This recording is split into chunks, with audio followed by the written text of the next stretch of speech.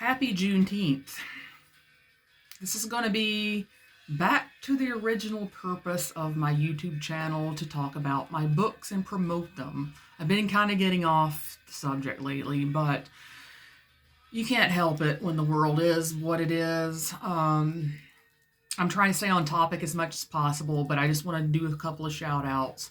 One thing is the public offender. Go follow that guy's page, the pro-woman page. That he's just so can destroy any red pill blah blah blah talker that has no logical answer to any question that he asks.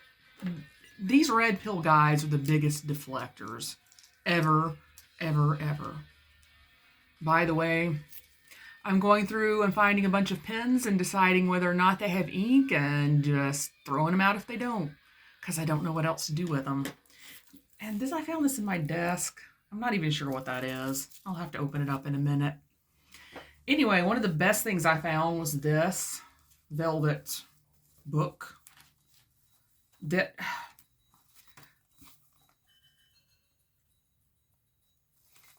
before I even had a real computer and was able to save my stuff that I've written on discs, prior to that, I've got to go through here and read this, all this pages after pages that I wrote, to see if I can convert it into something modern for one of my new upcoming books. I bet you I can.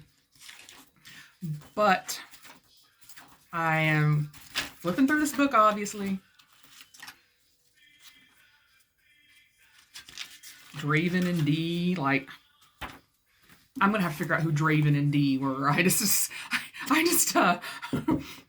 spotted that as I was flipping to my notes to try to keep myself on track. This weekend, I'm actually going to talk about music and a particular musician, but I will get into that this weekend when I do my weekend video. So, when I converted the Thrice's plot, I still wanted to keep a synth pop singer who is Sebastian from Australia. And the reason that I picked Australia is that there was so many Brit bands that came through the second wave of Brit bands into America. And I'm like, hey, let's make them Australian. Because there were certainly some Australian bands that came over in the era of MTV, but not nearly as many as in Britain. And by the way, I don't understand too much about Australian politics. I don't understand too much about Australia in general. I've never been there. I do know that they have some of the most deadliest things on earth, but they also have even worse misogynists than they have in the US. And that's kind of unbelievable, but it's true. But anyway, I'm digressing. So Sebastian was born in Wollongong, went to Sydney, went to the United States on the Thrice tour. He and Gemma resided in San Francisco for years. They had a sudden divorce. She went to France. He went to Scotland. Now, Sebastian, in the original version of the story, was the nurturer. He knew exactly how to approach everybody in his life to keep them feeling as safe as possible. And it's not that he's unsafe in the new version. In fact, he's the opposite of unsafe. He's a sitting duck. Like, he can't do any harm to anybody in the current version, I should say. But he's the one who needs the nurturing. He's the character of all the characters I've written that needs the nurturing the most. And I don't have a problem with anybody who needs nurturing. And I have a theory about people like me and people who in general were either neglected or abused, that either they become like me, dismissive, or they become needing lots of nurturing and reassurance. And of course there's in between, but I think that's the two extremes, and I'm on the extreme end of, you don't want to talk to me anymore? Oh well, too bad, that's your loss, not mine, I don't care. Sebastian needs a lot of nurturing, and Gemma volunteered to do that. So, not all of my main characters are white. Aristotle in The Primogenial is black. But I did not say that specifically because I don't want to come off as being a racist. All white people have to struggle with some level of racism because it's ingrained in us. But I'm not a racist. I worked for public service too long for me to be one of those. So I have to be really careful with my language when I'm talking about someone other than a pasty white person like myself. Aristotle's black. Gemma has a black parent and a white parent. But I actually put that in Thrice, but it's in the context of Sebastian telling Harlow that, not saying it to the audience. It's Sebastian saying it to Harlow when they're having a talk about when Harlow first finds out that Sebastian is Finnick. Oh my God, you're Finnick from Thrice. Yes, I am. I was in that band a couple of years, and he was just talking about how the reason he got disillusioned of the band and wanted out of it was because every single thing about him was controlled, down to what he could do on his free time, because they were billed as a straight edge band, which means if you don't know, you don't drink, you don't smoke, you don't do drugs, even though to some varying degree, every guy in that group did one of those things. I think Sebastian only ever drank, but it was to the point where if you want to drink, you got to do it where the outside can't see you because you're straight edge. You're not supposed to drink. Everything from that to how he wore his hair in cornrows. Now, this was in 1985 through 1987. That was his hairstyle that was picked out for him. So I had a scene where Sebastian's just telling Harlow, even Gemma has one black parent, one white parent. Even she didn't wear cornrows. It hurt her scalp, and I don't know why I had to wear cornrows. That was my image, and I didn't like it. I wanted to have short hair. So that's how it comes out that she's mixed race. But let me just talk about Gemma in general, because it has nothing to do with her race. So I need to flesh out her character a little bit more to make it understood to the reader that she had a Abrahamic religion type father who was super controlling, that would not let her do anything other than to go to school, maybe go out with her friend girl who wants to go get ice cream or go to the mall or whatever.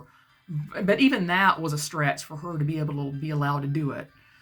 But Sebastian had followed her 2 years in advance of running away from Wollongong to Sydney. Or I should say, no, 4 years. 4 years in advance. He took off to Sydney. The day she turns 18, she's already graduated high school. She just packs up and leaves to go find him with absolutely no training from her parents on how to survive, because the dad, I don't know about the mom, was controlling and a Christo-fascist. That's what he was. So she had to figure this out all on her own. And she had never even held hands with a boy. Maybe Sebastian, and she had hugged before he ran off, escaping his abusive home. But she had never done anything probably other than hugging him goodbye. So then she is going to be physical with him. And you have to imagine how nervous that would make you if you've never been physical with a... You're going from no physical contact to full-blown fourth base, if you know what I mean. And then, for years and years and years, Sebastian and Gemma struggled financially. She's tiny. She's 4'10", out there doing day labor. And to them, it was like their little bubble of, we're survivors, we're going to make it. And then, when he gets recruited into Thrice from this punk band, which was called the Wombats, and they're going on tour in the United States, she just follows them over there. She's following around everywhere. She has no job of her own, really. I mean, she makes cash under the table, like selling her art, but she doesn't have like an income. She doesn't have retirement. She doesn't have that. And so on and so forth, and so on and so forth. Sebastian becomes the actor. She still has no job paying for taxes. She still has no 401k. She has nothing. And all the while, she knows how to nurture Sebastian with his little fits of temper and wearing his heart on his sleeve. He's never mean, but he has like emotional outbursts. He's wearing his emotions way up here. She knows how to calm him down. And then for him to not accept the fact he's having a mental break when he's on the set of Sins of the Father because he's not dealt with the abuse from his own father, and her telling him that he needs to go get some help and go to a counselor, and he says he's not crazy, that's only for crazy people, because that was the mindset. That's still the mindset of some people. And we've got to remember, Sebastian, when I first start the story in 2024, is 68, so he's one of those boomers that don't believe that mental health is a thing. It's either you're crazy or you're fine. That's kind of where he's at. Because he's always been able to put himself in a bubble and not have to think about what the trauma of his first 16 years of his life from his horribly abusive father. So then, you know what Gemma does when Sebastian tells her, if you want to go to France for 3 years and go to school, you might as well divorce me? She goes and files for divorce by herself. And she gets all her things together by herself and goes and stays in Staybridge Suite, so an extended hotel until they can finalize a divorce and figure out how they're going to divide the assets, and then she's going to go to France. She does this all by herself. He basically is so in an emotionally bad state and also feeling so personally maligned and feeling so entitled that he doesn't even do anything for her in this entire process. And then she blocks him for 5 years. While she, so think about this. So think about you're almost 50 years old. You've only ever been with one man in your life. And you're 50 and you think, all these incels say that we all hit the wall at 25. So imagine times 2, you're almost 50. And you're going out in the dating world. Can you imagine how like insecure you might feel about that? How ugly you might feel, how fat and old and wrinkled you might feel. But she goes out there and just dates around and graduates in the top of her school, gets hired on at some high-end pastry shop in Lyon, and that's her job.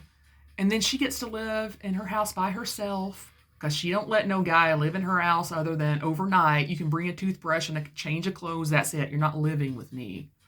To be able to live in this house that she gets to decorate the way she wants, and that she doesn't have a lot of this man dirt in the house, and she doesn't have all these men issues in her house.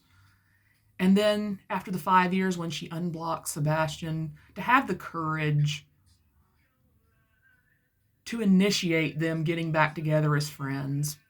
And then when he gets beaten up and Harlow takes him in, and you're kind of like teetering on, are Sebastian and Harlow going to get together? Because there were kind of moments where they kind of were gonna, or they were like stemming on it. The fact that Gemma openly taking in a potential romantic rival as one of her friends, and that Gemma and Harlow ends up being tight. They end up being thick as thieves. They end up being really emotionally close. Whilst Gemma is just sitting there hoping, thinking that Sebastian doesn't love her romantically anymore. And then the fact that she just forgives him fully. And they get back together that one night romantically, and then they just start building some new relationship. And she's completely forgiven him after all of that she went through dealing with him because she wanted to, not because she felt like she had to. And that's the thing.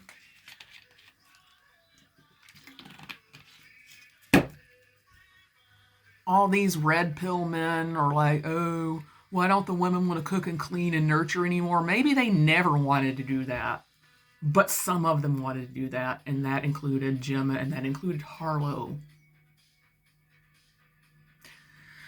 Oh, this is 15 minutes in. I guess I better get to it. We've got to go drop some stuff off at places, and then we're going to go to Forelli's and eat lunch on our Juneteenth day. Everybody have a good one.